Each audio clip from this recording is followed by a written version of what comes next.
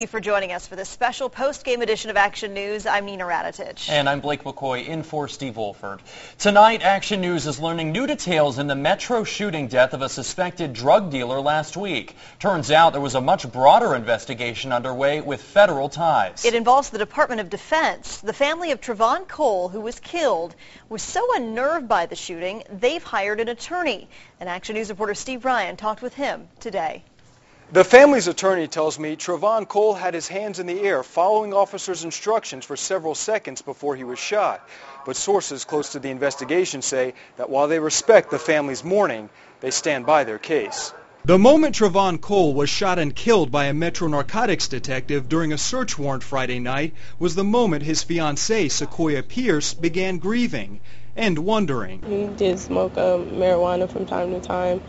But as far as a dope dealer, drug dealer, no. That led Cole's family to hire attorney Andre Lagomarsino, whose investigators are looking into whether rights were violated and if there are grounds for a wrongful death case. The allegations are that police officer, Mr. Yant, entered the apartment along with other backup police officers, that he shot an unarmed man, and that there was no threat to him at the point that he shot him. Metro can only say officially Cole made a furtive movement toward Detective Brian Yant, but sources tell Action News it was threatening enough Detective Yant fired his AR-15 rifle once, hitting Cole, who had been flushing marijuana down the toilet. We've started to take witness statements and we're looking into all the facts, but at this point we have not spoken with Metro about these allegations. Sources also tell Action News undercover officers had bought marijuana from Cole 4 times before the judge signed the warrant.